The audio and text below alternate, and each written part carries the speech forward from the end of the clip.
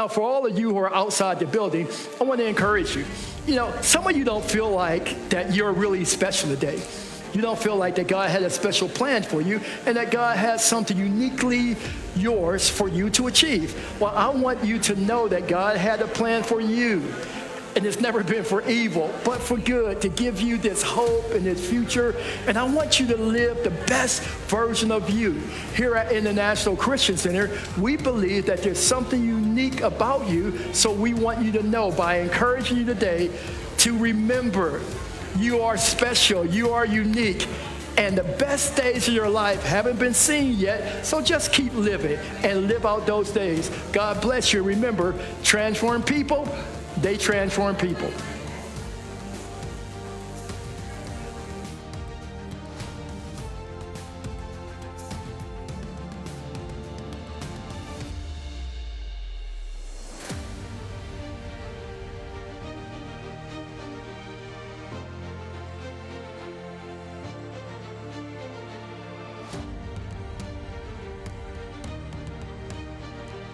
So let me tell you how to pray. So what Jesus gives us is a template. A template is something that you look at as a model, but then you add your own flavor.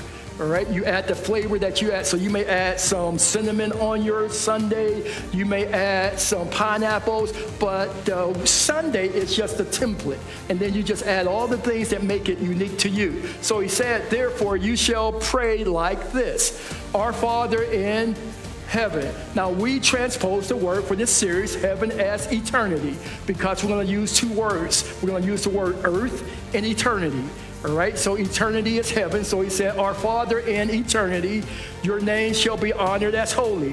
Then he comes back with a period on this statement because he wants it to be a statement that no one can change. It's a period. It's not a question mark. It's a period.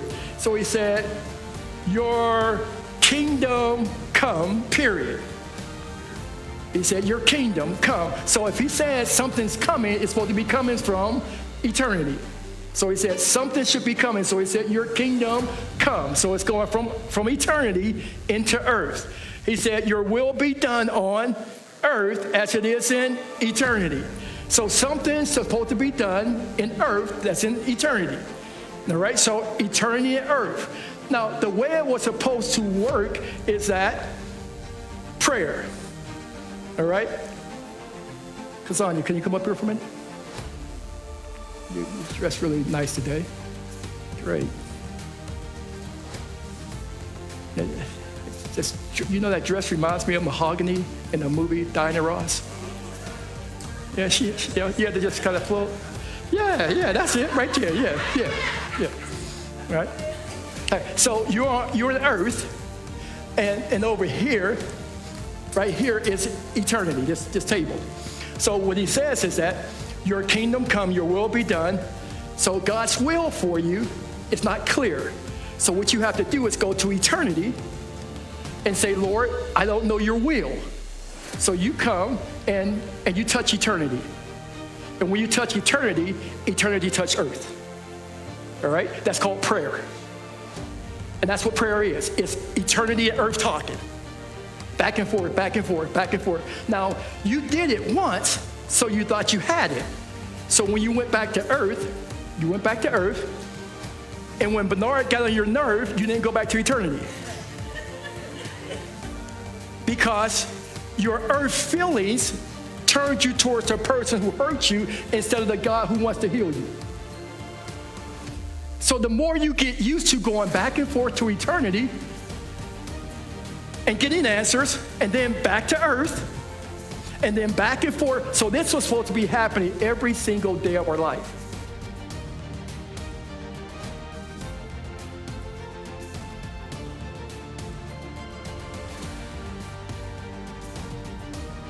And the gift we're talking about is the gift of the Holy Spirit.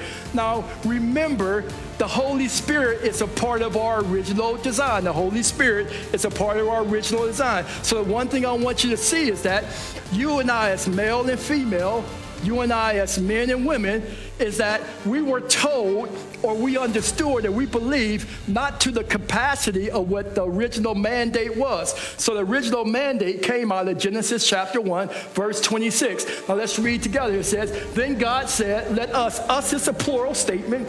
So in the garden, God said, let us, the Father, the Son, and the Holy Spirit. Let us make man in our image. Whose image did God make you? He made you in his image. According to whose? His likeness. All right, so God said, okay, I made you. I made you in my image. So what God did was, Maceo, can you come up here on my left-hand side? Jelani, can you come up here? All right. Les, can you come up here? All right, so here's the Father. Here's the Son. And there is the Holy Spirit. Okay? Totally misunderstood. He's quiet. He's in the background. You don't see him a whole lot. But if he's missing, then your life is not complete. And because of the misuse of him, we turn him off. All right? And so to understand who we really are, we have to understand, we have a really good understanding because we said our Father in heaven, so we understand him. Jesus the Son died for us, so we understand him. The Holy Spirit, we've seen some really weird stuff with him, so we don't understand him. All right? So then God said, let us make man in our image, in this image. All right? So, Rhonda, can you come here? So Rhonda represents the body. Right here, Rhonda. So she's the body because the way God designed, he said, let us make man in our image, in our likeness. So he gave man the body because the man can't function on earth without a body. It's dust, it's a body, it's a shell. You take away the body, you have no way of functioning on earth. So God gave him a body. So now the body, let's just say body, husband, body, father, body. All right, so we know body well. After that, God said, okay, let's make you in our image. So, Pam, come up here. And son. Pam represents the soul. The emotional, mental, psychological side, the intellectual side. She's intellectual. Yes. The soul is where your intellect, where your thoughts, where your mind, where you make decisions at. And the way God designed you, he designed you with a will, with the intellect that stimulates so you can think. So then, connected. So this is who we are. We are now 2/3 human, and we function at 2/3 most of the time. We don't function whole yet because somewhere someone told us that the Holy Spirit is an it instead of a person. And because it's an it, you get rid of it anywhere.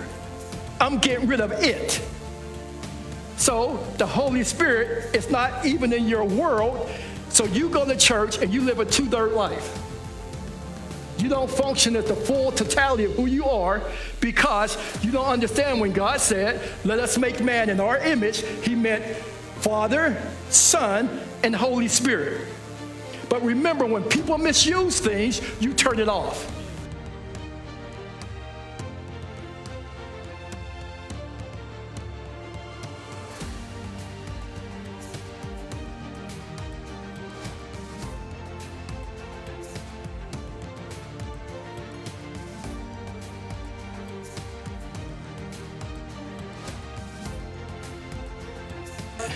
You. So I want, ready, but who?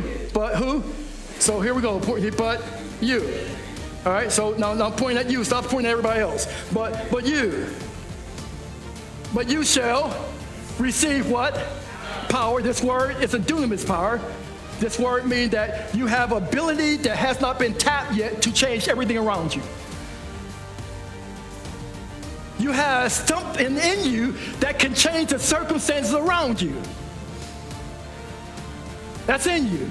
He said, but you have to receive. You have to receive. All right? Jamie, come up here for a minute. Receive. Now, Jamie, you have to receive my glasses. You got some. He's right. He got some. But his don't work. Because his is 2/3. Mine's is spiritual. His is flesh. So because he's so used to using them, he won't even let the Holy Spirit change him. You know, so he's so used to doing it his way. I see the way I want to see. I say what I want to say. I live 2/3, man. And then God says, hey, I'm giving you something from eternity. Why don't you receive it? And you say, you know why I can't receive it? Let me tell you why I can't receive it. Robert, come up here. Come over here for me. Jump around for a few minutes. Just act crazy, dude. Just jump around. Yeah. Now Jamie been watching you, and Jamie been watching you, and now stop right there. Now Jamie been watching you, and Jamie said, man, Robert said that the Holy Spirit told him to take all his clothes off and run around the house naked.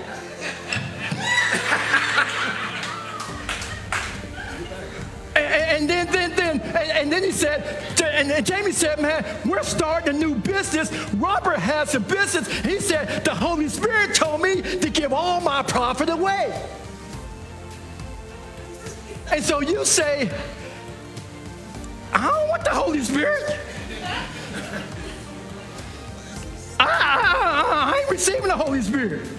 Because of his misuse caused him to miss God.